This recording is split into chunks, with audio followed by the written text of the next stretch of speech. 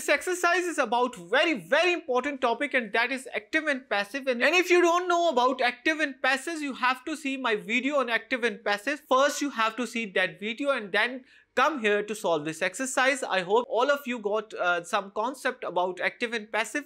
Let's do the exercise. Change the voice. Media helps people to share the knowledge. Here, media is subject and peoples are object. First of all, we'll shift object into subject place. People are helped by the media to share knowledge. The next is their feelings and opinion are expressed through it. It expresses their feelings and opinions. Media attracts the attention of a very large audience is attracted by media.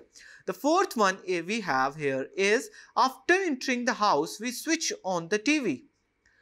The television is switched on by us after entering the house.